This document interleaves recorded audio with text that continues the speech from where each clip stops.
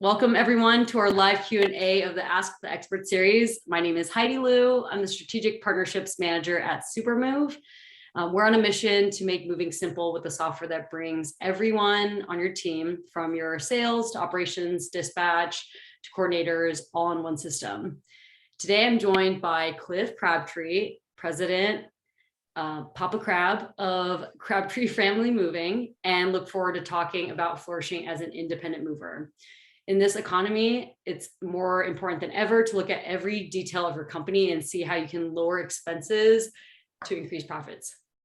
A brief bio about Cliff, and Cliff, I'll have you fill in details after, but he grew up in the moving and furniture industry, and his first job in college was working for a large office and home furniture company in Tennessee.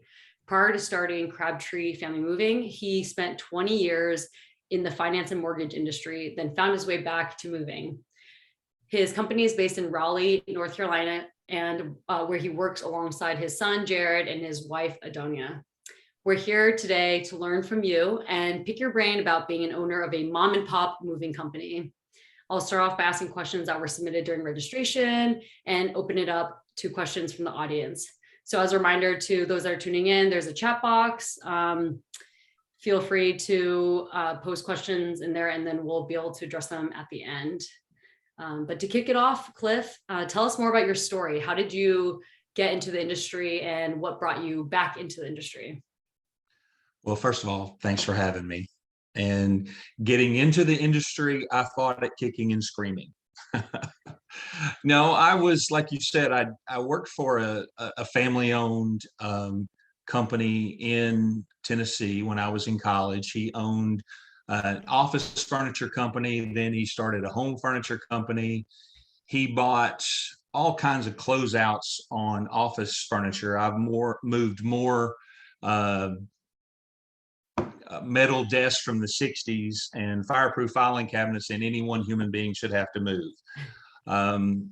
But he was one of the first panel system dealers. I was just thinking about that question. And I was given the task of installing Technion panel systems when he sold jobs, which I had no idea what I was doing. But I don't even know what that is. Well, it's one of the Technion's one of the original companies that would put in the office cubicles. Oh wow! So it was interesting that he sold those. But I think what really all of that.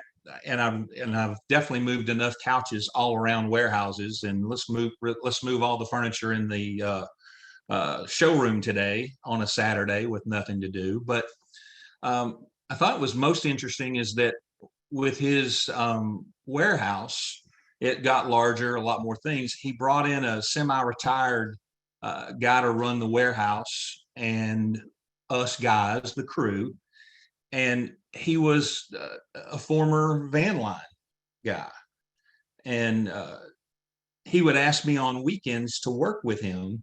He had a deal with the guy on the corner, and he got the U-Haul trucks back before they tracked mileage, and they had a cash deal going. Dang. But he moved people all over the country. And I would leave, we'd get done work on Fridays at 5 o'clock, and I would be gone till Sundays. And I just was blown away. And I definitely put it on my list of, I do not want to do this when I grow up. And here we go, fast forward 35 years, and this is where we are. So still a need. Yeah. It was and it was funny that I'm like a lot of other people when the markets crashed in, 07, 08. Started over in this, and it was a necessity, needed work. So, and then it just evolved and grew. So that's kind of the background. So what was it like joining, during the crash? Bad. Like, it was bad. Bad investments. Just had to find something to do, had to start over. Had a lot of young guys that I knew that couldn't find a job. Oh, wow. And it was digging and scratching. We started our company advertising on Craigslist for labor, and I was the original crew chief back in the day. So it was rare. But my sons, my wife, my daughter, and every young man that they knew were our crews back in the original days, and that's how we started. But it was really surprising at the need that was out there that we didn't even know, and that was, looking back at it, that was kind of a interesting start. Yeah. So you got back into it because it was something that you knew, and other people, there were other people that were looking for jobs. So you're like, let's pull together all this talent and let's do something. Yeah, that was a lot. It was definitely a big part of it. And then it was just a family that everybody contributed. The original packer in Crabtree Family Moving is my wife, and definitely my two sons were the original two movers. And that's where we started. Wow. Very humble beginnings for sure. And to fast forward to today, just kind of curious, what are some challenges that you're facing, in this recession? And are we allowed to say that? I've decided it's a recession. Okay. Okay. Yeah, even compared to 07, 08, how has it been? I mean, obviously you've grown a ton and you have more trucks, more resources, everything. But yeah, what are some challenges that you're facing today? Well, I think probably the toughest thing that we deal with now is where we're going to go to lunch. Okay. Do my shoes match my shirt? Right. I never knew that was important until my crew guys told me that. I had a pair of black shoes and a blue shirt one day. No, seriously, I think we're not going to have anything unique in this. Personnel is obviously first and foremost, with how difficult it is in our industry already, and now with the increase in cost to find people, that is, I would say, number one. But then trucks and equipment, our cost and supplies. The only conversations I get from my suppliers is, "Hey, we're going to have another increase. Hey, we're going to have another increase," and that's industry wide. We're all seeing that. And then trucks. Been waiting on 5 trucks for over a year. Yeah. And I'm not unique in that. I don't think there's anybody that's not having that trouble. And then, but I think just as much as that is being able to even find people to do work, servicing things for you. It's not unique to our industry, that's for sure. But I think those are my primaries. Obviously, the fuel costs are just. We looked at our fuel bill in May of 2021 versus 2022. Yeah. And it's pretty scary. Yeah. Pretty scary. So, increasing costs. I mean, how often do you look at your budget sheet, and what are you doing to really make sure that you're able to still make profit, or are you kind of just squeezing margins while expenses are rising? I think all of us have had to have cost increases everywhere we can. The competitor says, "I'm giving big discounts." I doubt that. But I think that you just have to look at every category on your profit and loss statement, and you have to make sure you're getting value for what you're doing. We don't have a category in our P&L that we're not reviewing. That question is anybody in our business we're looking at it daily. I mean, there's no way you can't daily, multiple times a day. But the biggest thing I think a lot of us do is looking at our calendar of number of jobs that we have going, and knowing what you have going on a given day, and you've got your workforce at full capacity. Everybody's working. You know what your revenue coming in as, and is it going to be enough to exceed what you're spending? Pretty simple. Yeah. So are you stacking your jobs? What, 3 jobs a day? What's the max jobs a crew can do? Daylight to dark, all day long, as long as we can go. Yeah. And they say working their fingers to the bone. Our crews are just doing a phenomenal job. Yeah. And when it comes to, you said looking at all buckets on your P&L, what's something that has had to be cut maybe this year because of the increase in everything? Is I it don't like know if there's marketing that's supposed to go? marketing is definitely one of the things you have to look at, and we've made some adjustments there. I think we've made adjustments in probably every facet. I mean, there are things that we're more budget conscious of. Before, if we needed a truck, we just rented a truck. Well, truck costs have everybody rents trucks and leases trucks in the high season in May, June, July, when we're at our busiest peak. Maybe you're looking at how you can use what you have in your existing fleet before you're going out and renting a truck out of just, well, it's just easy. I've got an extra truck. I'm ready to go. But that's a primary focus that we're looking at, and one of the ways that we can reduce. But I think it's just, you hear corporate America and they're like, we're going to slash every department by 25%. Yep. Well, there's certain things you can, and there's certain things you can't. But I think we're more cognizant of, with our equipment, about monitoring when we spend, what we get fixed, what we don't get fixed, and how we take care of our fleet. That's a primary thing that we do. And just those are two biggest ones that I can think of off the top of my head. And you said, I know that there has been, the microchip shortage, trucks definitely being on backlog, but I hear that's getting better. Are trucks coming anytime soon? Are you going to get them for? I can't answer for everybody else, but I can answer for me, and that they're not saying I don't know anymore. They're saying that they're asking questions. I had that with with the company that we lease from, and I was like, oh wow, you heard from the actual manufacturer. That's interesting. So thanks. Yay, wow, great. But that's where we are right now. We're still waiting. Yeah. All right. Well, positive news. I'm hearing from a few moving companies that they're actually getting the truck hopefully in a couple of months versus. I'm jealous. Well, at one point there was someone that I knew. He was driving around and buying trucks like in different states, just because there is no trucks to be grabbed in where he lived. So he was literally driving around, going to auctions, buying trucks somehow. I don't know what kind of auctions are selling tractor trailers or straight trucks, but yeah, it's incredible. Cliff, so curious. So when you started your company, when did you decide to diversify your company to offer more than just labor? And then after that, residential, how did you start branching off? How did you make that decision? I think it's always been a gradual, steady growth. I don't think there's been any one decision that all of a sudden we're going to be commercial.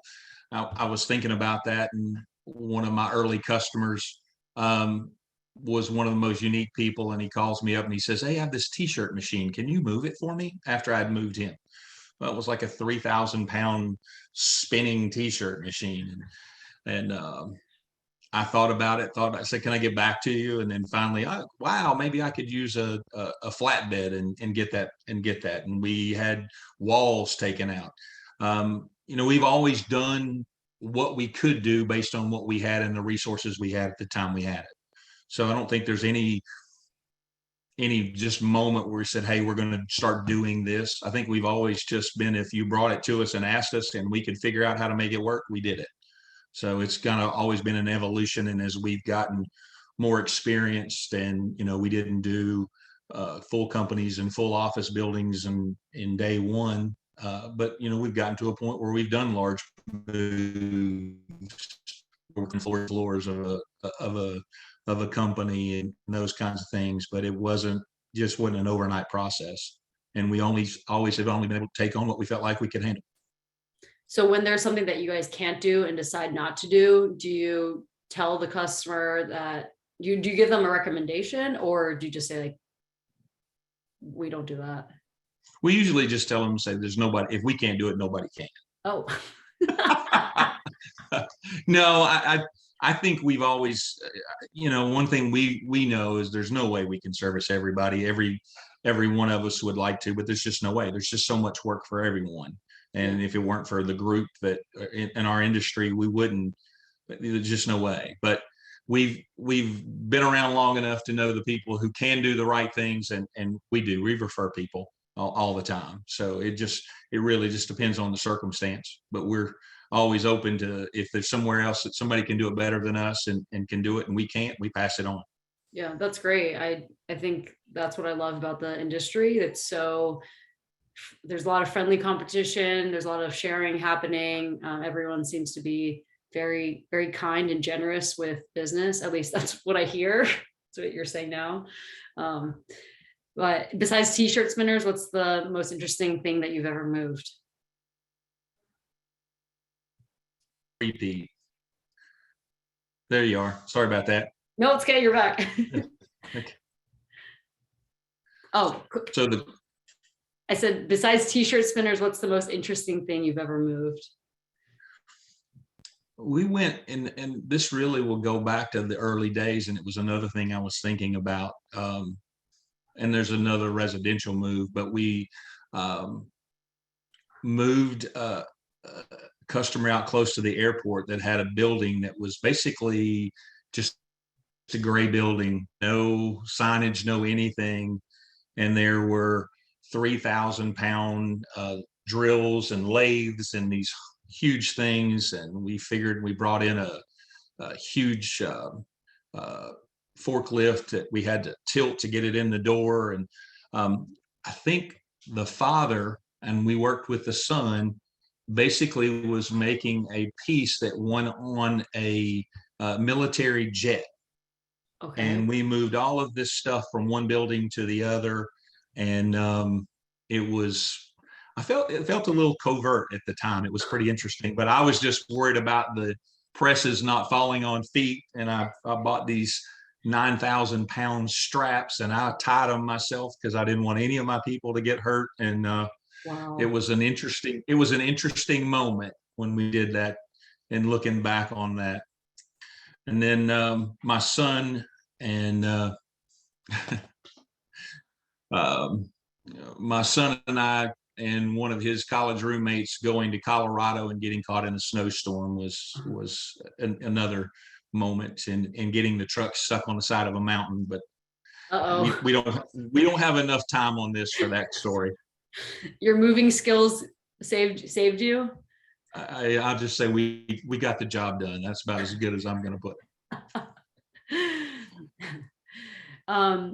Out of all of the different types of moves you do offer, which one is the highest margin? And I ask this because there's a lot of moving companies that, they're looking to diversify, but they don't know what they should be diversify, like, what their first, what they should move into. So just if you can share with us a little bit, what's most profitable for you? I don't think we have any one thing that's unique in a profit margin, because you think about, oh, I'm doing this 10,000 square foot house, or I'm doing this 500 square foot apartment, or I'm moving this large office building. We try to get back to a measure that says we're using this much manpower, using this much truck, this much expense, and we want to make this much per day for that manpower.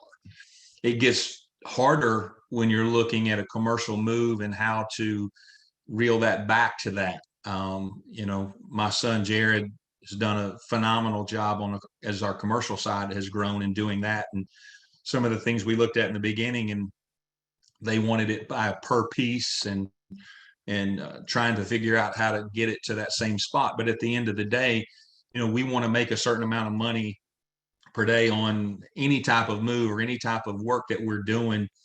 And it's really just stacking that depending on how large that job becomes, and trying to do that. So I don't think there's any one certain way that really one certain type of project or type of job that we make more on. Yeah. So. Okay. Yeah. I mean, I hear different things. I mean, especially, there's small shipments that I think some moving companies are getting into. And I mean, I know that there's companies that are focused on small shipments as well, but for moving companies to be able to continue to diversify and find these different areas to go into, junk removal, hot tub moving. Awesome. And what makes Crabtree Family Moving stand out from the competition? I think it's just our charming good looks. I buy it. I I thought about that and I was like, wow, that would offend someone. But no, I meant about the question, not the Oh. other way. But I think the thing that we always, and even goes back to the beginning is that, I answered the phone 7 days a week in the beginning. I Wow. mean, I answered the phone from, if I woke up and the phone was by my head, we answered the phone. We were quick to respond. We're involved in every facet of our business, and I saw somebody's little laugh there that kind of cracked me up. Anyway, but I think the part of that, it's not any one thing. That I just think we're very active in what we do. We're quick to get an estimate of someone. We like the face to face with people. Um, I think that's getting harder, but that's another conversation. But I think that's something that we've always prided ourselves on, is that it could have been Jared, it could have been me, it could have been my wife. Austin's been with us for a long time. We're out and doing an estimate in person, and having face to face, with our customer, and we're involved from the beginning to the end. Yeah. So they don't, they're not talking to customer service departments and other departments. Now that's getting harder for us to do as we grow. But that's been, I guess maybe I don't know if that separates us, but that's definitely been our niche per se. Yeah. There's, I think for some companies that are short staffed, they ask me, like, does Supermove, do they have like an outsourced sales rep? They ask about having help with that, the call side of things. So, I mean, I'm sure it's like a conscious decision for you to say, no, we're not going to outsource the call center piece. We're going to be the ones taking the phone calls. So I do think that makes you guys stand out. We try.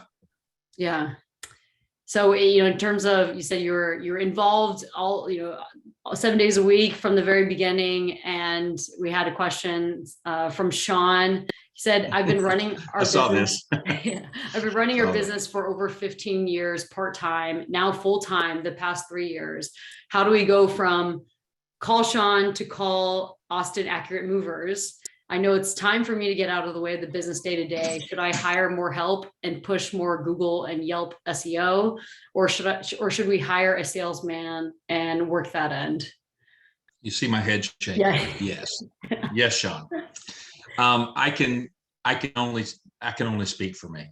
Yeah. And they pried the phone out of my hand. They pried the pencil out of my hand, the pen, and they said, go do an estimate. We can answer the phone. We can write the estimate. We can do these pieces. Our company became a funnel, and I was the stem of the funnel, and everything was just gridlocked at me.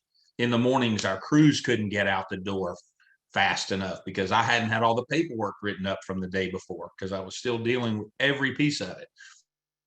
It's just other people.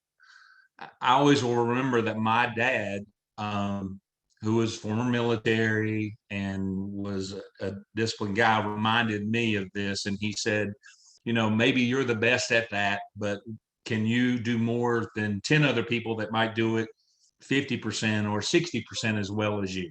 Efficiency. The efficiency. They may not do it as good as you, but what if there's more of them doing it almost as good as you, and maybe at some point better than you? And that's happened. I have people that are out in the field, our project managers that are doing estimates. They're better than me now. I'm very happy that has happened, but it definitely took a while for me to release the reins per se. So it's a trust thing, or you just, you don't want to let go of it because it's your thing, right? I think in part, and you just, there's a fine line of where you feel like you have to have your thumb on the control, and you have to, get out of I saw someone make a note there, get out of your own way. And that's right. You really do. And I grew up in corporate America, where corporate America trained me to micromanage everything. And this has been a lesson in my life, that my family didn't grow up in corporate America like I did. They didn't get, branch manager training 101 and go through every facet of understanding. So I had a lot of patience that I had to have as we grew as a company, they understanding a structure of what we're doing, and a bigger picture of what we're doing. So, patience was a must per se, I guess. Yeah.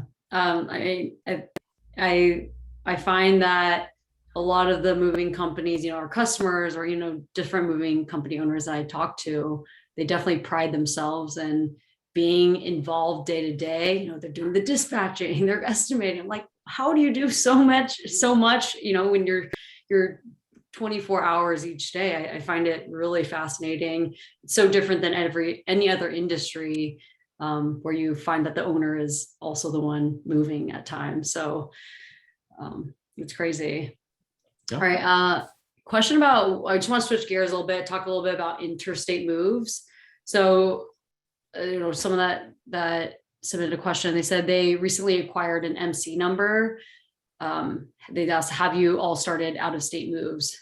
And I know that you guys do, interstate moves, but how do you guys go about, how's that going for you guys? And segue, I'd actually be curious to hear, have you ever thought about becoming a van line, or are you happy being an independent mover? Ooh, curveball. Good one. Here's the political question. Yes, I've considered. Yes, we've been recently asked. We have been very independent for a long time and very happy with that. So at this point, no plans to become an agent anytime soon. We have had a lot of success with out-of-state moves, and probably something that is unique for us is we treat an out-of-state move just like we would a local move, whether we're going from the south side of Raleigh to the north side of Raleigh on a local same-day move. No different than if we're going from Raleigh to Jacksonville, Florida. Yeah. So, Mr. Customer, we're going to load your stuff. As soon as we close the door, we're going to get in the vehicle and take the truck, and we're going to drive straight to Jacksonville. We'll be waiting on you, and we'll see you tomorrow, and we'll unload you. And it has been worked very well for us. From that standpoint, I'm like everybody else. When you talk about making cuts to your budget, the expense for fuel has definitely given us, this is an area that we really have been, and we're going all over the place. We're doing a lot of out-of-state moves, and we got a younger group of drivers out there that we're having to spend a lot of time to train and make sure I sometimes wonder if they're ready to be driving across the country. Yeah. But they've learned and done a phenomenal job in a short period of time. But it's definitely a concern for us. Every time that they leave and go cross country, I still lose sleep. Oh. That's a hard one. Yeah. And how do you handle long distance shipments or moves to Canada or overseas that are outside of your hauling area? We get very few requests for I have done a few. In our time frame, I don't have a lot of international experience. I have referred those to those larger than I that do have that experience. I have worked with some international brokers that have, where we've, it's kind of like the loadout, the container has showed up, loaded it, and then the rest is taken care of by someone else. And it's, so we've done the load, the pack, making sure it's done right, and then it's turned over to somebody else. So that's a whole nother animal for us. Yeah. So, because you're not a van line with, I guess, an established set of connections, I'm sure that you've made your own network of people that you can work with for these moves. Or yeah, absolutely. Yeah. And you talk about like you're happy being independent, and you've already established your out-of-state moves. You've already established a lot of your company, but for a new company that maybe is, maybe 1 to 5 years old, would you recommend them, join a van line in order to get their interstate moves going, get their business I don't know, just kind of. Really, it's an interesting question, but I don't know that I would be the right person to answer that. I'm a board member for the North Carolina Movers Association with several van line agents, Yeah. and they came up in that. I probably, if someone really asked me that one-on-one, I probably would refer them to one of them. I don't know. We just started ours from scratch and did it our way. I don't know if that's a smart decision for somebody in their early years of starting their business. I really don't. Yeah. Got a question from Steve. Good afternoon, Cliff. I think this is what Steve sounds like. Very impressed by your story. Good impression. Very impressed by your story and commitment to quality service. I'm happy to see you in our service provide network for mini moves. All right, he just wrote a little comment. Bye, Steve. He wanted to say hi. Bye, Steve. Hi, Steve. You're a famous one. Are you using electronic logging devices? I assume everyone is, right? Yes. Okay. And let's see, hey, Cliff, happy to hear your company's story. I'm interested to hear if you care to share what your current lead generation sources are. I'm not sharing the secret sauce. All right. What about our barbecue sauce is the best? Now, I don't think there's anything unique to what we do. We do have some direct marketing things that I wouldn't, and that's being serious. But, I think one of the questions was, what are my favorite ways to network?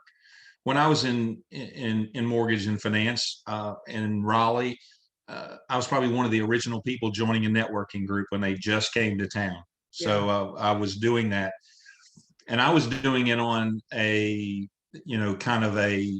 the mortgage and finance side. So you're dealing with a direct to the consumer. So, but I saw business to business relationships in that I didn't really have personal experience. So as we started to really get to a point where we felt like we could have some success and compete at a little bit more larger scale and want to diversify our commercial side, I took Jared and took him to a networking meeting, and it was a room with about 40 people, and he's like, Dad, what are you getting me into? But he has taken that and just exceeded our expectations, and the networking and the relationship building. He's developed a phenomenal commercial side with that, and the one-on-ones. We did a lot of group going into real estate groups. Anytime we could take coffee and donuts and get in front of groups of realtors, and we did groups of 30, 40, 50 and more. And he pushed me out of the way on that. He's done a phenomenal job with that as well. But I don't think there's any one path is right. I think you've got to put your finger in all of them. And, from direct marketing, obviously internet marketing, but any type of networking and meetings and things like that, where you can, it's interesting. You go to those group settings and, there's never a mover in the group. They're always looking for that person. So it's kind of like just a free, here's an opportunity. Here's a friend of mine getting ready to move, and you get past that. So that's been a tremendous thing for us. And in our realtor network of people that we've, again, that's just organically grown and grown. I remember back when we thought we had a whole lot, we had 70 or 80. Well, that was 10 years ago. Yeah. And, now somebody will say, I'll say, well, who referred us? And it will be someone that none of us have a clue who the person is. And it's just a nice feeling that we've made a good impact in our community and developed good relationships, and it just kind of mushrooms for us. Yeah. Michael says it's all about relationships of all aspects of the business: drivers, helpers, customers, networking. Yeah. I think that in terms of the smaller moving companies, they don't have the time to be out in the community networking, going to real realtor meetings. But yeah, I know that there's a lot of benefit to making those relationships, and they may not pay off at right away, but you're planting those seeds and you will get business from it later. Jason's asking, do you guys use a program to train drivers? If so, where can I find more information for that? Are you the one training them? I am driver training #1 guy, and they are slowly taking that away from me too, because that is a constant. Yeah, we have a really good operations team, and we have ours is internal. We have a very specific thing that we take our guys through, and a training that we go through. We don't have anything external. Our I think our insurance company also, I was really surprised with the person that they sent out, spent a lot of time with us, and he's given us a lot of good info that we've added to. Yes. Jason asked the question and I'm reading it. Yes, yeah. That's correct. And they were very helpful. And it was, and we incorporated what they've brought to us. But we're very specific in what we go through, and we do that. I'd definitely share that with someone one-on-one if they want to reach out. Cliff has a hourly rate of $1 million per 30 minutes. So he will teach your drivers how to drive. Heidi, if you can sell that, you can get a cut. Yeah. I mean, he's asking for a driver trainer. You just said that you're the #1 driver trainer. So that, yeah. And I'm about to get fired from that job too. So don't sell yourself short. Okay. Kevin is asking, how do you get backhaul for your trucks as an independent to get trucks, back to your selling area? I beg. I don't think that probably anybody, we've actually just started looking at someone that's allowing us to look without being an agent. And it's too early for me to tell you, but that's always going to be a tough part of being an independent, is finding backhaul. We're getting more people coming to our market, which has helped us, where it used to be a lot of going, but we're getting so many people coming in that we've been able to incorporate some of that. It's helped us a lot with our network of people that we've done that. I hope we, as an industry of independents, over time, will start to develop more of that as a group, because I think it's going to be critical to all of us to succeed. Like a public move board. Something like that. All right, I'll tell my team. There you go. There you go. I mean, technology is definitely, it's possible. So planting seeds for sure. Let's see. Tom is asking, hey Cliff, I met Jared at AMSA's first and only independent movers group in 2019 before they folded into ATA. Is there another independent networking group or association out there that you belong to or are aware of? This is your time to pitch the North Carolina Association. Well, I can't, I'm not sure where Tom is, but I'm obviously, our family, our company, we're members of the North Carolina Movers Association. And, we're well over 200 members across the state of North Carolina. And it's a very active group, and it has been, we have really over the past few years embraced it, and it's been a big help to us in having that network of people. I will tell you this, Danya and I in November 2019 went to the Independent and Small Movers Conference that they had in Virginia. And I think Chuck Bailey from Cornerstone was the person who set that up. And, I think they were anticipating 50 to 60 people showing up, and there were over 200.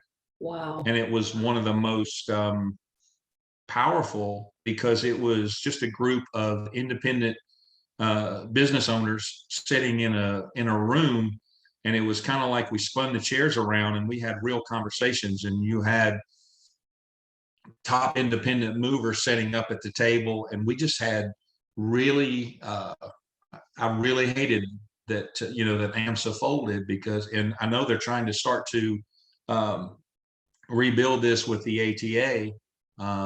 I hope it does, because I think it's very, very, very, very important. And we just walked out of that meeting, our mind was blown. We met some phenomenal people, and that was really kind of an eye opener for us, that what a good group of people they are in this industry, and how everybody wants to help each other.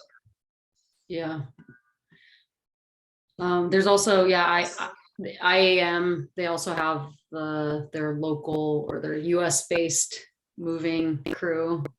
So I think we're actually going to attend. I think there's something coming up in Atlanta.